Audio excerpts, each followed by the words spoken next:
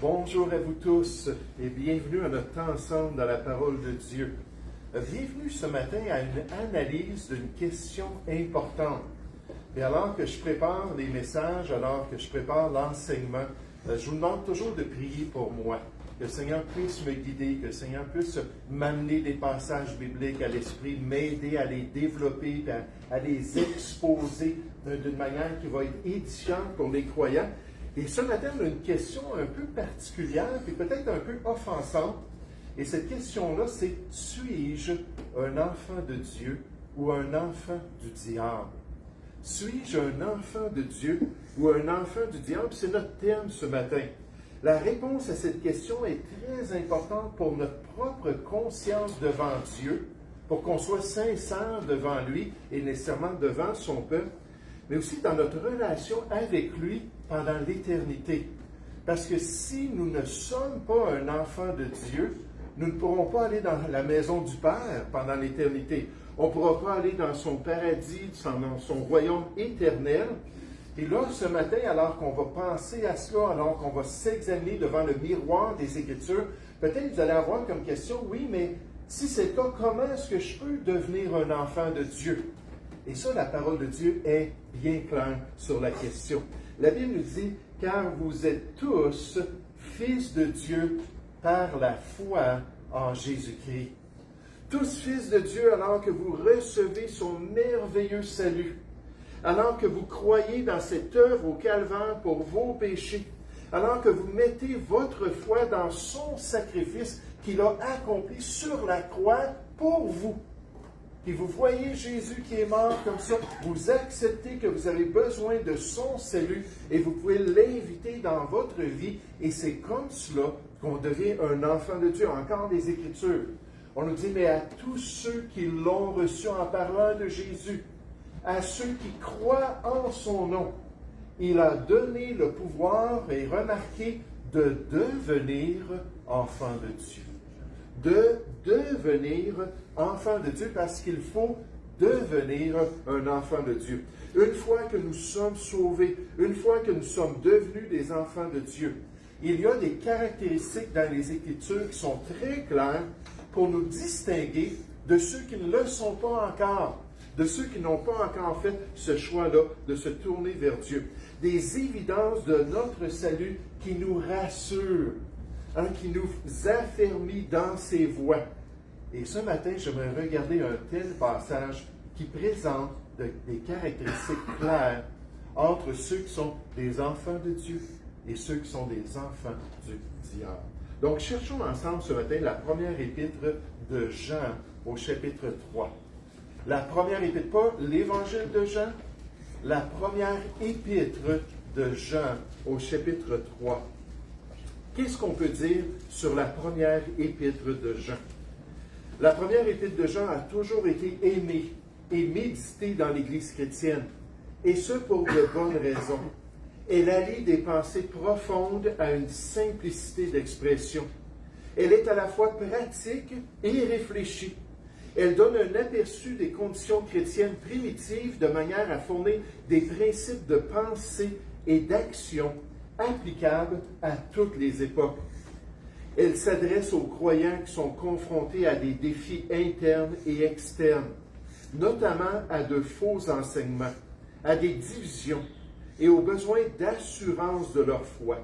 Cette épître de Jean cherche en particulier à combattre les fausses déclarations qui s'élevaient contre l'incarnation de Christ et sa pleine divinité. On voit ça à travers l'épître.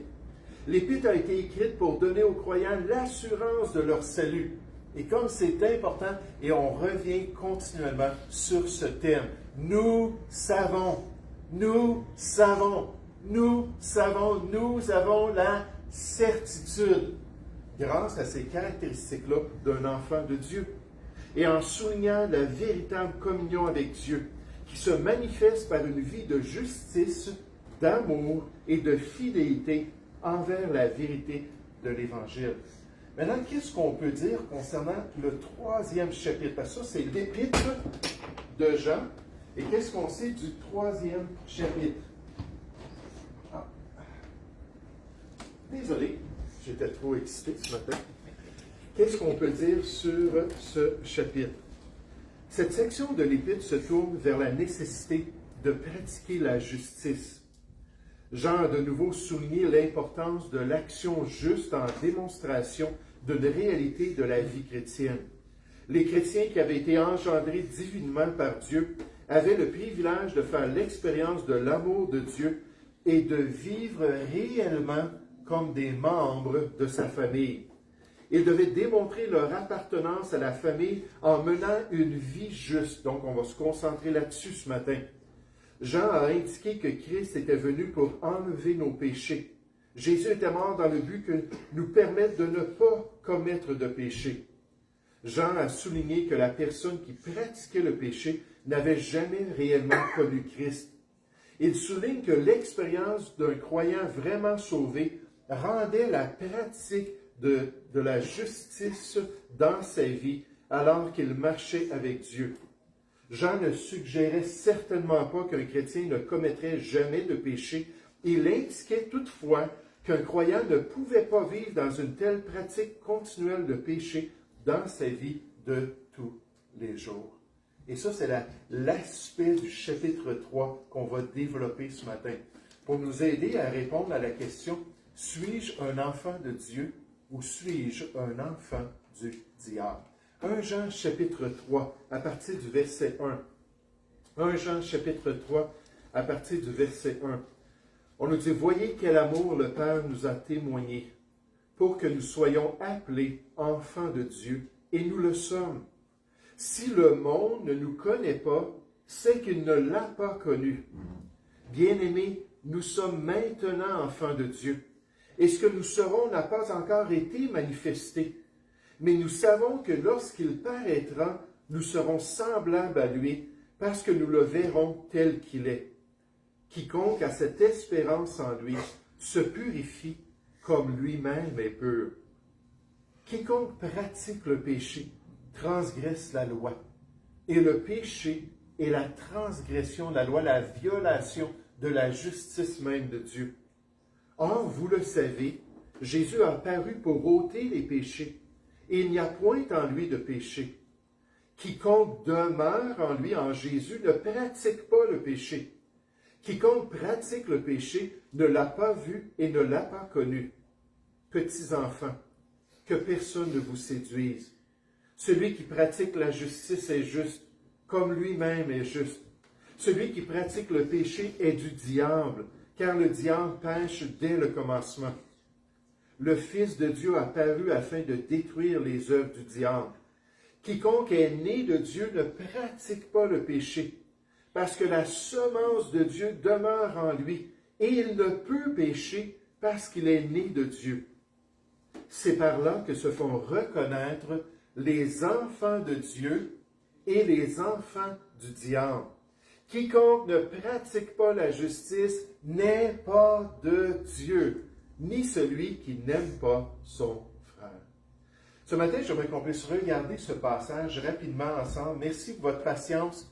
La réunion a été un peu plus longue que d'habitude et j'aimerais qu'on puisse le décortiquer puis qu'on puisse vraiment voir, est-ce que je suis un enfant de Dieu ou est-ce que je suis un enfant du diable? J'aimerais qu'on puisse commencer avec cette réalité-là, c'est que l'enfant de Dieu n'est pas encore pleinement visible pour le monde.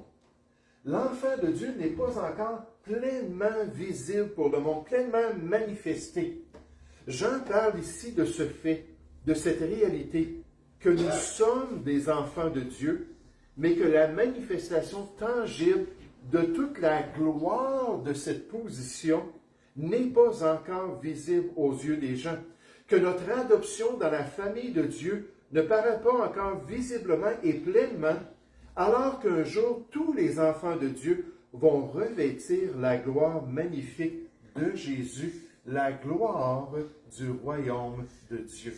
C'est comme si le fait que nous sommes en position des enfants de Dieu, et c'est une réalité qu'on sait dans notre cœur, si c'est le cas, mais que les gens qui nous côtoient, qui regardent ce qui frappe les yeux, ne voient absolument rien d'étonnant dans notre vie.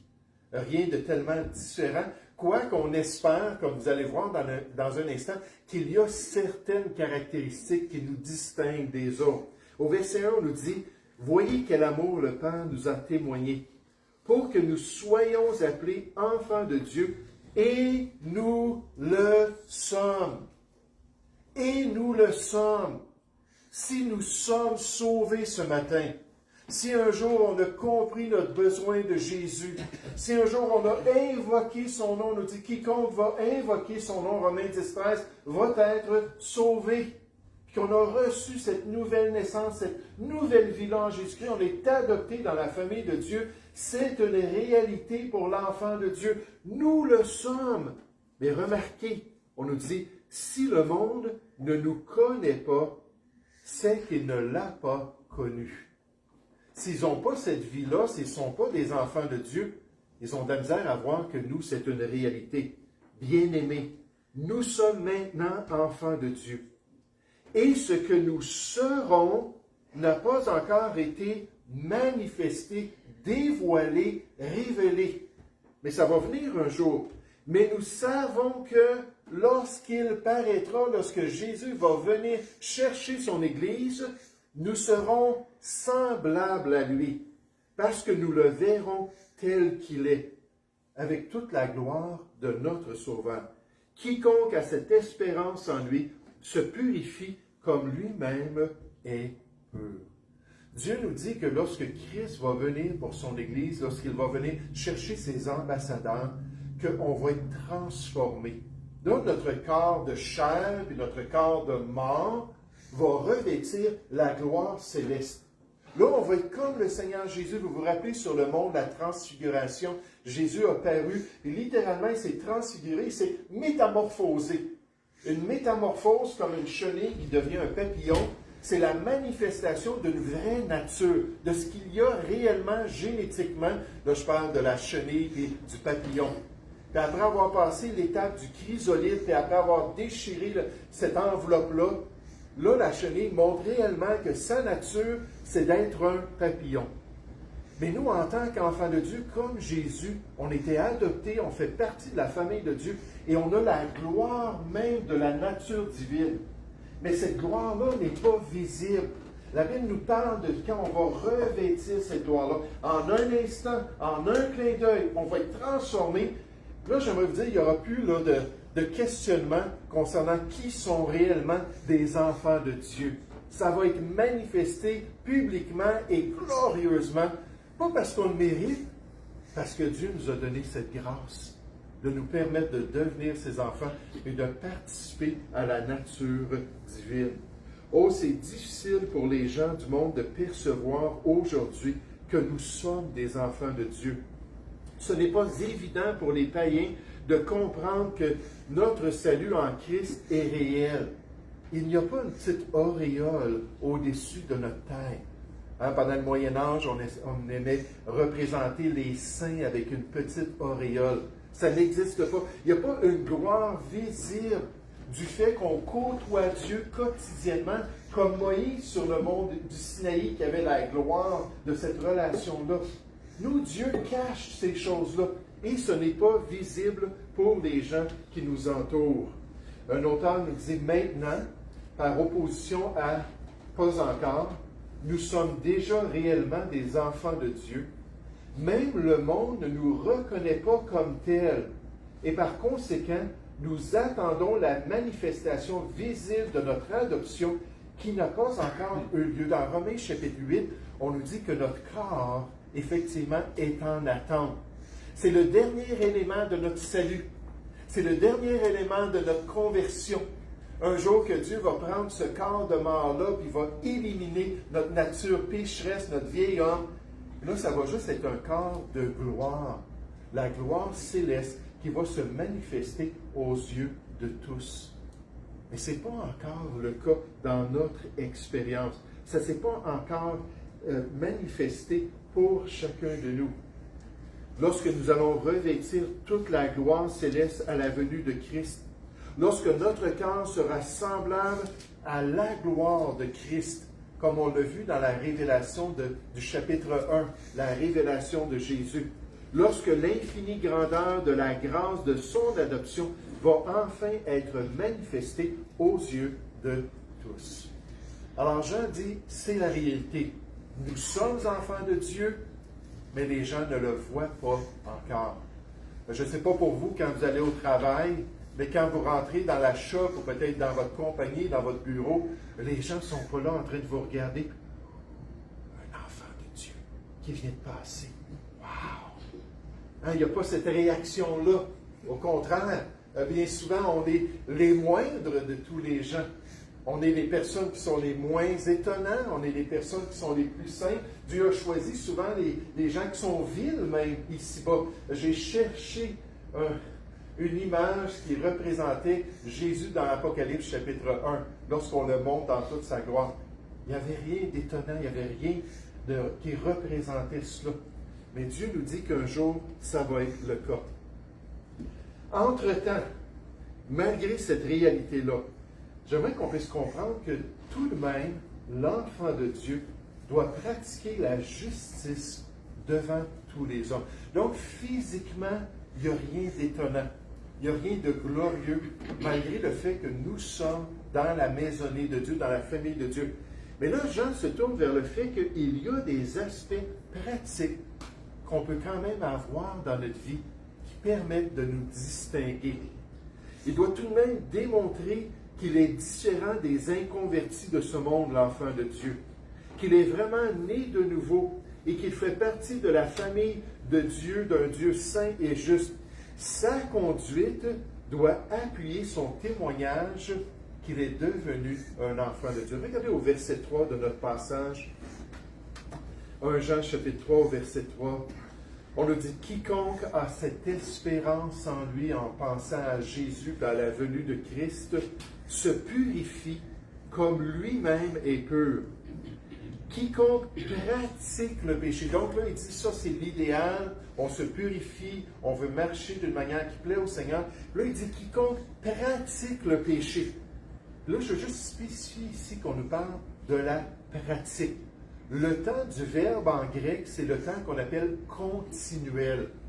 Quelque chose qui est naturel, quelque chose qui est habituel, quelque chose qui fait partie du style de vie. Une personne qui se dit enfant de Dieu, mais qui vit totalement contrairement à la volonté de Dieu. Il dit, quiconque pratique le péché transgresse la loi. Et le péché est la transgression de la loi. Or, vous le savez, Jésus a apparu pour ôter les péchés. C'est l'agneau de Dieu qui ôte le péché de la vie des gens. Il n'y a point en lui de péché. Quiconque demeure en lui ne pratique pas le péché. C'est important de comprendre qu'on bronche tous de toutes sortes de manières. Même quand notre esprit est bien disposé, notre chair est faible, puis les chrétiens, malheureusement, on va pécher. On va continuer à faire des choses qui ne sont pas correctes.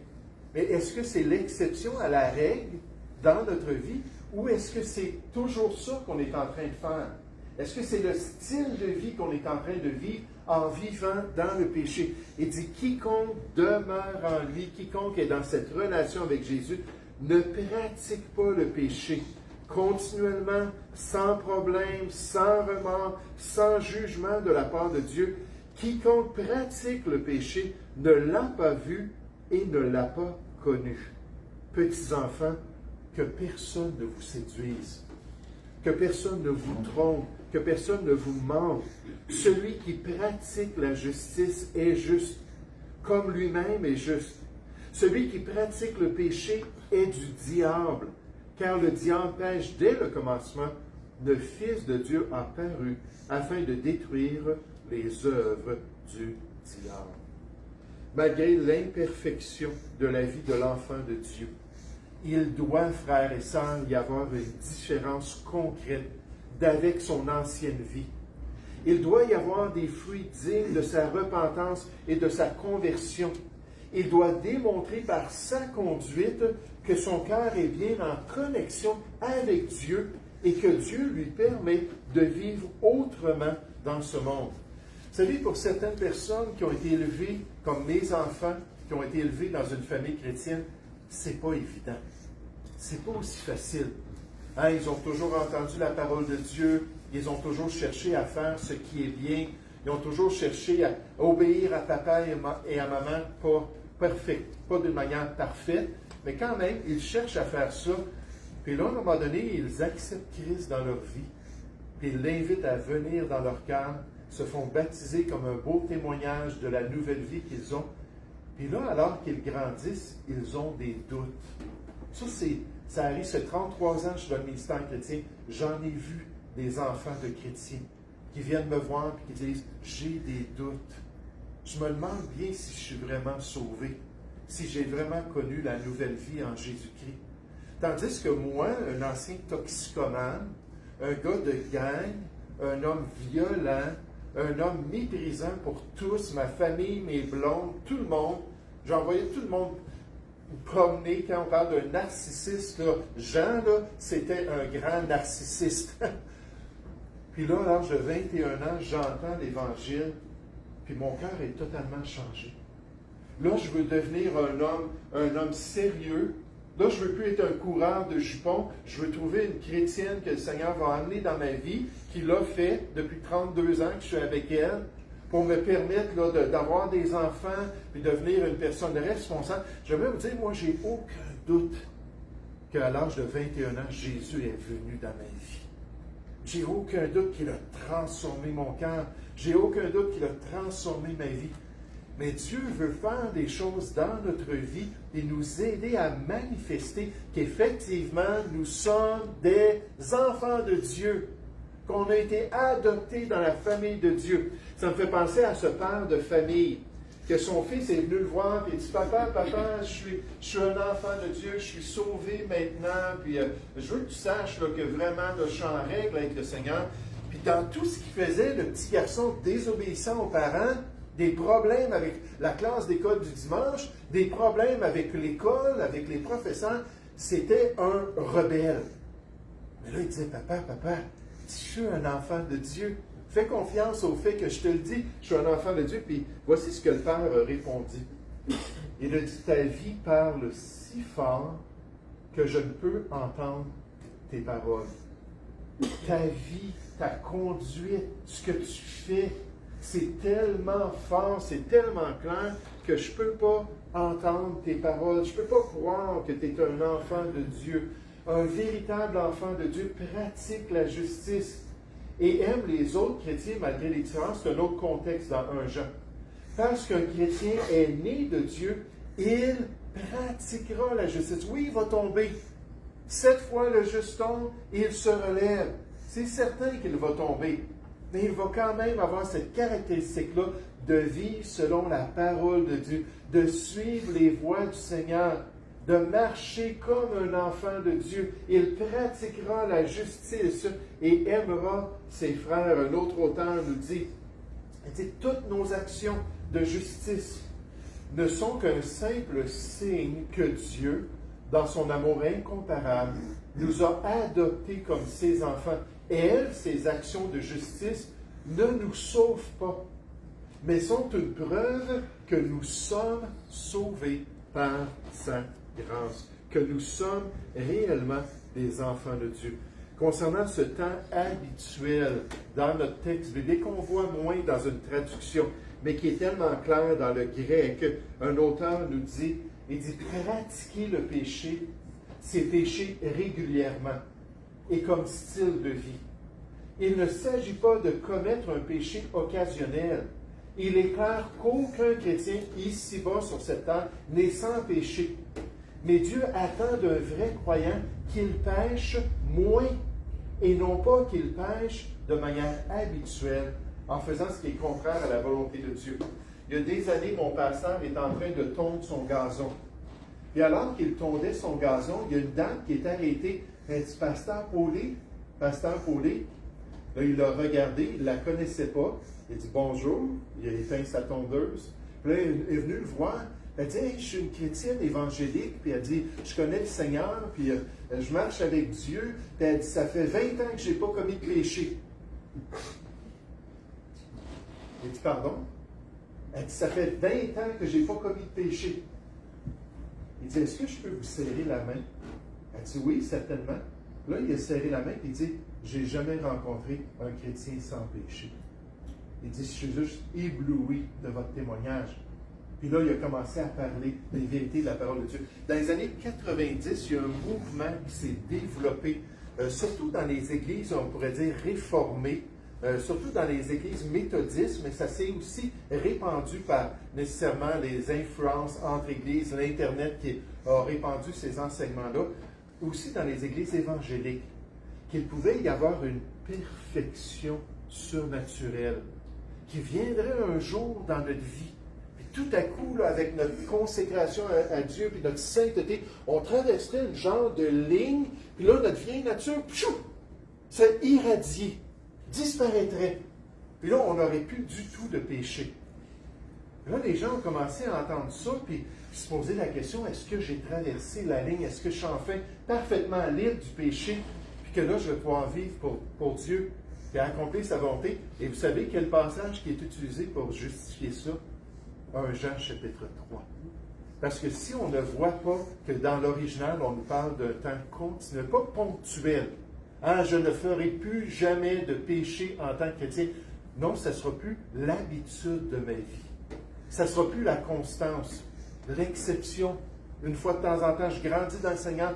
J'ai de plus en plus de victoires sur mes péchés habituels.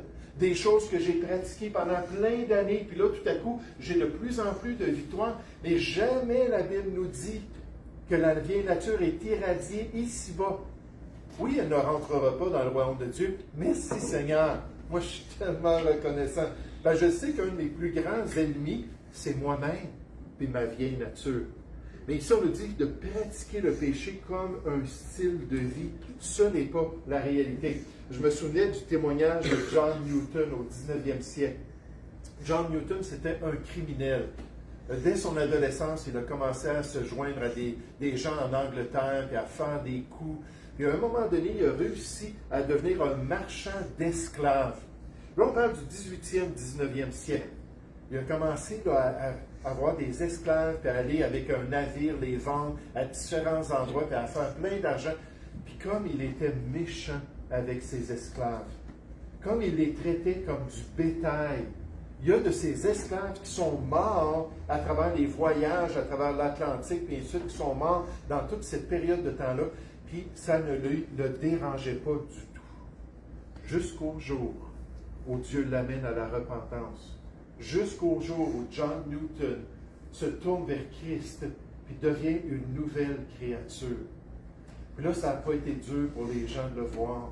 Il est revenu dans sa famille, qui était une famille chrétienne, puis il a confessé sa rébellion. Il est revenu auprès d'une copine qui avait déjà dit un jour, là, on va se marier, moi et toi, là. Moi, je le sais dans mon cœur, le Seigneur me l'a montré. Il avait toujours ri de ça. Il est allé lui demander pardon d'avoir perdu toutes ces années-là, loin d'elle, plutôt que de se marier avec elle, ce qu'il a fait quelques années plus tard. Et il est allé devant son église pour dire, je demande pardon. Je demande pardon parce que Dieu, depuis ma jeunesse, m'a appelé au ministère chrétien. M'a mis à cœur dans l'exemple des autres que Dieu voulait que je sois pasteur. Et il est devenu pasteur. Pour refléter ce changement dramatique de sa vie, il a écrit un cantique qui est très célèbre dans le monde anglais, qui s'appelle Amazing Grace. Amazing Grace ou grâce, attendez en français, infinie. Grâce infinie. Parce que Dieu avait démontré clairement, pas par un auréole, pas par une gloire, pas par un corps transformé dans l'image de Jésus-Christ, par une conduite, un style de vie, qu'il était passé de la mort à la vie. Est-ce que dans notre imperfection, les gens peuvent dire, oui, je croirais ça que c'est un enfant de Dieu? Est-ce que malgré nos problèmes personnels, familiales, relationnels, les gens pourraient dire, oui, il y a quelque chose de différent? Oui, je vois vraiment qu'il y a une constance. Quelqu'un me disait ce matin, j'essaie vraiment d'être constant. J'ai dit, gloire à Dieu. Un chrétien constant, c'est merveilleux. Hein, qui continue, qui est fidèle, qui accomplit la volonté de Dieu. Mais est-ce que les personnes peuvent voir ce changement-là? Que nous sommes réellement des enfants de Dieu parce que nous ne sommes plus conformes au péché du siècle présent. Nous ne sommes plus conformes à la corruption qui nous entoure. Et au contraire, par la grâce de Dieu, on cherche à avoir une vie qui s'aligne avec ce témoignage qu'on veut rendre aux gens que nous sommes réellement des enfants de Dieu. Oh, on nous dit que cette distinction-là est marquée. Les enfants du diable, c'est le péché, la caractéristique. Les enfants de Dieu, c'est la justice. Faire ce qui est bien aux yeux de Dieu comme grande caractéristique. Donc, une leçon qu'on doit retenir ce matin, c'est que l'enfant de Dieu n'est pas nécessairement un vrai enfant de Dieu. L'enfant de Dieu n'est pas nécessairement un vrai enfant de Dieu. Qu'il peut y avoir parmi les chrétiens de faux frères, qu'il peut se glisser parmi les enfants de Dieu des faux sœurs qui se font passer pour des sauvés.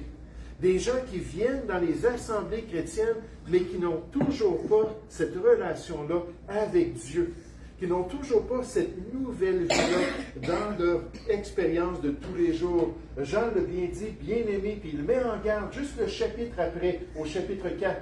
Il dit, bien-aimé, n'ajoutez pas foi à tout esprit. Ne mettez pas votre confiance dans quelqu'un parce qu'il dit, Seigneur, Seigneur. Jésus dit, ceux qui disent, Seigneur, Seigneur, Matthieu 7, 21, n'entreront pas tous dans le royaume des cieux. Hein, c'est beau de le dire de la bouche. Est-ce que la vie va avec ce témoignage-là? N'ajoutez pas foi à tout esprit, mais éprouvez, testez, examinez ceux qui se disent enfants de Dieu pour savoir s'ils sont de Dieu, car plusieurs faux prophètes sont venus dans le monde. À l'époque apostolique, c'était la réalité. J'aimerais vous dire, 2000 ans plus tard, c'est encore la réalité. Ce qui est le plus important, ce n'est pas de venir à l'Église avec une loupe et regarder la vie des autres. Ce qui est le plus important, c'est de se mettre devant le miroir et de dire, est-ce que c'est vrai? Est-ce que moi, je suis un faussaire ou est-ce que moi, je suis un vrai chrétien, un vrai enfant de Dieu pour accomplir le plan du Seigneur? C'est l'approche de 1 Jean 3 qui nous avertit que dans le monde d'aujourd'hui, il existe de faux chrétiens, des enfants du diable. Mais au lieu d'énumérer les caractéristiques mauvaises des enfants de Satan, où on nous parle de leur péché, l'Écriture nous donne une description claire des enfants de Dieu. Le contraste entre les deux est évident. Alors qu'on se tourne vers Dieu, qu'on regarde le genre de vie qu'on est en train de vivre. Regardez dans notre passage en terminant au verset 9. 1 Jean chapitre 3 au verset 9. On nous dit, quiconque est né de Dieu, donc un enfant de Dieu, ne pratique pas le péché, encore une fois, continuellement, sans cesse, comme style de vie. Parce que la semence de Dieu demeure en lui. C'est quoi la semence de Dieu? C'est le Saint-Esprit. En passant, il est saint, l'Esprit que Dieu nous a donné. C'est le Saint-Esprit. Et il ne peut pécher, encore une fois, continuellement, parce qu'il est né de Dieu. C'est par là que se font reconnaître les enfants de Dieu et les enfants du diable. Quiconque ne pratique pas la justice n'est pas de Dieu, ni celui qui n'aime pas son frère. C'est pour ça que je connais des gens très intimement, même des personnes de ma famille, qui disent être des chrétiens, et je les aime, et je prie pour eux, mais qui vivent totalement dans le péché, qui pratiquent des listes noires dans le Nouveau Testament de péchés. On nous dit ceux qui pratiquent de telles injustices n'hériteront pas le royaume de Dieu. Encore une fois, pratiquer continuellement comme style de vie. Là, on nous fait toute une liste. Et là, je regarde ces gens-là qui se disent chrétiens, et pourtant qui sont tellement heureux dans l'adultère, qui sont tellement heureux dans la débauche, qui sont tellement heureux d'être loin de Dieu, puis de ne pas être en communion avec le peuple de Dieu. Ça, pour moi, ça fait juste refléter cette réalité-là que la Bible nous dit ici. C'est par là que se font reconnaître des enfants de Dieu et les enfants du diable. Encore une fois, ce matin, je ne parle pas de perfection. Je suis le premier à confesser que j'ai toutes sortes de manquements, que j'ai des péchés habituels avec lesquels je lutte. Prions les uns pour les autres, frères et sœurs. Puis, il y a juste la perfection dans la gloire qui va nous libérer entièrement. Mais ici, on parle d'un changement de vie. On parle d'un changement de conduite qui va s'aligner avec la volonté de Dieu. Paul le dit aux Éphésiens, il dit « Autrefois, vous étiez ténèbres, comme les gens de ce monde. Et maintenant, vous êtes lumière dans le Seigneur. Si c'est vrai, marchez comme des enfants de lumière. Marcher comme des enfants de Dieu qui vont manifester cette nouvelle vie-là dans un style de Dieu qui est tellement, un style de vie qui est tellement encourageant. Un jour, une jeune sauvée s'est fait interviewer par un des anciens d'une assemblée chrétienne parce qu'elle voulait devenir membre de l'assemblée et qu'elle avait vraiment un désir de servir. Servir de manière concrète. Elle savait que le corps est comparé à l'Église est comparée à un corps physique avec des membres qui ont leur fonction. Elle dit, maintenant que je fais partie du corps, je suis un membre, mais je dois avoir une fonction. Donc, elle avait ça à cœur, puis elle fait la demande, puis là, le pasteur lui demande à un des anciens de la prendre à part, puis juste de la questionner quelques instants. Puis alors qu'il parlait avec elle de son salut, il lui pose la question, il dit, dis-moi franchement, es-tu encore un pécheur? Puis là, il le regarde, puis elle dit, oui, je suis encore un pécheur. Il dit, vraiment? Il dit, tu viens de me dire que tu as été sauvé, tu as été pardonné, tu as été purifié par Jésus, et tu me dis que tu es encore un pécheur? Elle dit, oui, certainement. Elle dit, laissez-moi vous l'expliquer. Elle dit, avant, j'étais un pécheur qui courait après le péché, qui avait un désir de toujours faire le mal dans mon quotidien. Aujourd'hui, je suis un pécheur qui cherche à fuir le plus possible ma vie de péché. Elle dit, c'est vraiment mon désir de faire ce qui est bien, puis de suivre la volonté de Dieu, puis de me purifier de toute souillure de la chair et de l'esprit, en achevant ma sanctification dans la crainte de Dieu, 2 Corinthiens 7:1. Elle dit, c'est ce que je veux. Mais elle dit, malheureusement, je manque. Puis malheureusement, je tombe. Mais la réalité, c'est qu'aujourd'hui, mon cœur est différent. Aujourd'hui, je ne suis plus en train de courir après le mal, je veux le fuir pour accomplir la volonté de Dieu, pour pouvoir servir le Seigneur. Jean l'a mentionné dans le chapitre 5, si on termine avec ça. Il a dit, nous savons que quiconque est né de Dieu ne pêche point, encore le temps présent de l'indicatif, temps continuel, mais celui qui est né de Dieu se garde lui-même et le malin ne le touche pas. Il est protégé. Dans le fond, si le malin vient nous tenter, c'est parce qu'on lui donne accès dans notre vie, puis qu'on lui permet de nous tenter. Nous savons que nous sommes de Dieu, les chrétiens, les enfants de Dieu, et que le monde entier est sous la puissance, la domination du malin, de Satan lui-même. Et quelle différence dans notre vie. Quelle différence dans notre marche avec le Seigneur. Qu'est-ce qu'on retient ce matin? Premièrement, l'enfant de Dieu est ordinaire. L'enfant de Dieu n'a rien de remarquable. Ésaïe chapitre 53 au verset 2 nous dit que même quand Jésus est venu, puis que les gens le côtoyaient, il n'y avait aucune beauté, il n'y avait aucun éclat, il n'y avait rien de remarquable en Jésus. Il est venu comme un vrai homme. Et nous, c'est la même chose, au moins physiquement. Il n'y a rien de remarquable dans notre vie. Il n'y a rien d'étonnant. Et ce qu'on veut comprendre, c'est que dans notre conduite, dans notre pratique de tous les jours, on devrait poursuivre la sainteté, on devrait poursuivre la justice, on devrait dire, je vais être différent du monde, alors que je vais avoir une vie de piété envers Dieu, alors que je vais avoir un zèle pour les œuvres qu'il a préparées d'avance pour moi, alors qu'au travail, les gens vont voir que ce n'est pas des jurons qui sortent de ma bouche, alors qu'ils vont voir que je veux honorer mon patron, puis que je veux bien travailler. Puis dans toutes sortes de manières, dans nos relations interpersonnelles, les gens vont pouvoir voir qu'effectivement, je suis un enfant de Dieu. Parce qu'un enfant de Dieu doit se conduire autrement que les gens du monde. Et quelle autre leçon qu'on apprend ce matin? C'est qu'au milieu de nous, puis moi je prie, nécessairement je suis un pasteur, j'ai à cœur le salut des âmes, au milieu de nous, dans nos assemblées chrétiennes, il y a des gens qui ne sont pas encore des enfants de Dieu. Et là, il faut prier que les messages que Dieu utilise, sa parole, cette semence incorruptible, pour les amener à comprendre ce besoin-là d'être sauvés. Puis qu'à travers tout cela, on puisse, dans notre conscience et dans notre cœur, savoir que, oui, il y a des évidences. Oui, il y a eu un changement. L'imperfection est là, mais il y a quand même eu un changement. Puis aujourd'hui, dans mon cœur, là, je désire faire ce qui est bien. Vous savez, ça ne vient pas du diable, ça. qu'on désire faire ce qui est bien.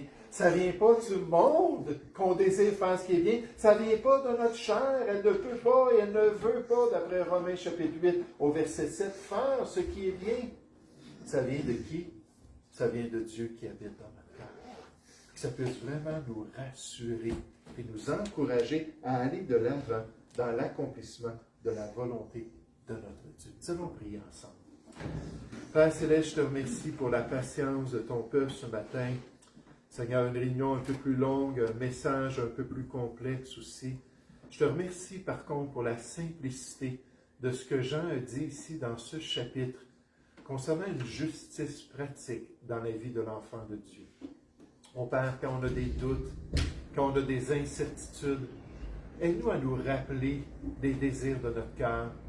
Aide-nous à nous montrer la piété que nous avons envers toi, l'obéissance imparfaite, mais l'obéissance que nous avons envers ta parole. Aide-nous à nous rappeler que ces évidences-là sont là, Père, pour nous affermir, malgré nos manquements, nous affermir malgré notre froideur, nous affermir malgré le fait que des fois on peut être rétrograde, et nous amener à décider à nouveau aujourd'hui de vivre pour toi. Seigneur, développe cette certitude dans chacun de nos cœurs. Et si ce n'est pas une réalité, aide-nous à passer de la puissance de Satan à Dieu. Aide-nous à nous détourner de cette relation malveillante qui nous garde dans le péché pour venir expérimenter la liberté des enfants de Dieu, pour être affranchis par notre Sauveur, afin que nous pratiquions la justice devant toi. Bénis abondamment, Père Céleste, je te prie, au nom du Seigneur Jésus. Amen. Amen. Je sais.